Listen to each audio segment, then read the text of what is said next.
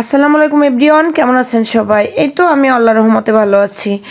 সকালে ঘুম থেকে উঠেই বাসার সব কাজকর্ম সেরে তারপর ছেলেটা পড়তে গিয়েছিল, ছেলেটা পড়া শেষ করে বাসায় আসার পর তারপর আমি ওকে একটু শরবত বানিয়ে দিলাম, আর গতকালকের যে খিচুড়ি ছিল ডিম সিদ্ধ করে দিয়েছিলাম। ও যেদিন সকালে ব্যস্ত থাকে, তারপর স্কুল না থাকে, সেদিন সকালে না খেয়েই প্রাইভেটে চলে যায়, বলে আর এসে আমি ধীরে সুস্থ হয়ে খাবো। সকালে ঘুম থেকে উঠে এমনি আজকে কিছুই খায় নাই, অন্যদিন কিছু একটা খেয়ে যায়, কিন্তু আজ আর কিছু খায় নাই না। বাইরে থেকে এসে তারপর একসঙ্গে খেলো। ওকে খেতে দিয়ে, ওর জন্য আমি ওয়েট করতেছিলাম, ওকে খেতে দিয়ে একটু দেরি হয়েছিল। তারপর আমি একটু ব্যাংকে গিয়েছিলাম, সেখান থেকে এসে আমার অনেক খারাপ লাগতেছিল।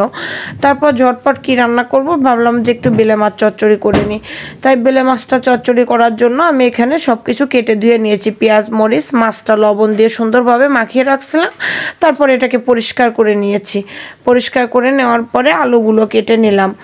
আলু কেটে নিয়ে আমি এই যে এখানে এখন তেলের উপরে পেঁয়াজ কাঁচামরিচ দিয়ে দিব। এটা একটু ব্রাউন কালার হয়ে আসলে এখানে লবণ, হলুদ, মরিচের গুঁড়া দিয়েছি। আমি যেহেতু ঝাল বেশি পছন্দ করি সেহেতু একটু মরিচের গুঁড়া ইউজ করেছি। আপনারা যদি না চান তাহলে স্কিপ করতে পারেন। যাই হোক, তারপর আলুগুলো দিয়ে মিনিট পাঁচেক ভেজে নিব। মিনিট পাঁচেক ভেজে নেওয়ার পর তারপর আলুটা একটু ভেজে নিয়ে আমি এখানে মাছগুলো দিয়ে দিব। মাছগুলো দিয়ে আমি একটু 2 মিনিটের মতো নাড়াচাড়া করে, যেহেতু বেলে মাছ একটু নরম মাছ, এখানে একটু কম নাড়াচাড়া করতে হবে। নাড়াচাড়া করে আমি এখানে পানি দিয়ে দিব। এটা একটু তলে একটু লাগা লাগা হবে, পোড়া পোড়া চচ্চড়ি করব, এর জন্য এখানে একটু পানি দিয়ে দিলাম। লাস্টে একটু ধনিয়া গুঁড়া আর একটু জিরে গুঁড়া দিয়ে দিয়েছি, জাস্ট ফ্লেভারটা ভালো আসার জন্য। যদি কাঁচা ধনিয়া পাতা থাকতো তাহলে আর এই গুঁড়াগুলো ইউজ না করলেও হইতো। যাই হোক, এই যে চচ্চড়িটা আস্তে আস্তে আমার তৈরি হইতেছে। এখন আমি চুলার জালটা মিডিয়াম করে দিয়েছি, যেহেতু একটু পোড়া পোড়া হবে চচ্চড়িটা, এর জন্য। এই যে এটা আমার চচ্চড়ির ফাইনাল লুক। অনেক মজা হয়েছে, আল্লাহর রহমতে খেতে অনেক মজা হয়েছে। যাই হোক, আর বর্তমানে ফেসবুকে একটা viral news, Russell viper Madaripur, Shibchar, তারপর শরীয়তপুর এই এলাকাগুলোতে একটু বেশি দেখা যাইতেছে। কিন্তু আপনারা যে রাসেল ভাইপারকে ভয় পাচ্ছেন, আমাদের সমাজে যে রাসেল ভাইপারের থেকেও ভয়ঙ্কর কিছু বিষাক্ত মানুষ আছে আমাদের চারপাশে। আপনারা কি তাদেরকে ভয় পান না? তাদের কথাকে ভয় পান না? কিছু কিছু মানুষের কথা সাপের থেকেও, রাসেল ভাইপারের থেকেও ভয়ঙ্কর। এদেরকে আপনারা একটু ভয় পাবেন। আর কিছু কিছু মানুষ আমাদের সমাজে বসবাস করে যাদের মুখ আর মুখোশ দুটোই সমান। আর আপনাদের যাদের ব্যাংকে টাকা আছে তারা টাকাগুলো তুলে এনে ট্রাঙ্কে নইলে আলমারিতে, নইলে আপনাদের কোনো লকার থাকলে রেখে দেন। কারণ রাসেল ভাইপার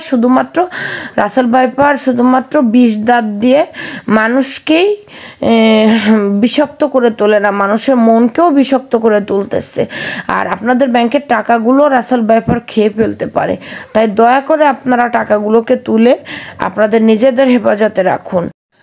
কিছু কিছু মানুষ যদি সমাজে জানতো যে কতগুলো মানুষ আছে আমাদের সমাজে, তারা মানুষের কাছে ভালো মানুষই দেখায়, অথচ ভিতরটা যে কতটা নোংরা, কতটা কুৎসিত, এবং তাদের জন্য যে কতটুকু ভাবে, তাদের জন্য যে কতটুকু চিন্তা করে, তাহলে তারা আর কোনো দিন তাদের সঙ্গে মিশতেও যেত না, তাদের সঙ্গে কথাও বলতো না। কিন্তু অনেক মানুষ তো এগুলো বুঝে না, তাই তারা কথা বলে বা বলে ফেলে।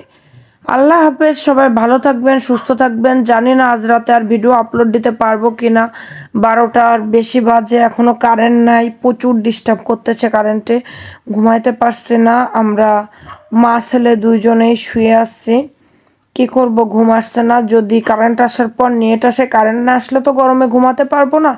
নেট যদি আসে, যত রাতি হোক আমি ভিডিওটা আপলোড দিয়ে ঘুমাবো, নইলে সকালে খুব ভোরে আপলোড দিব।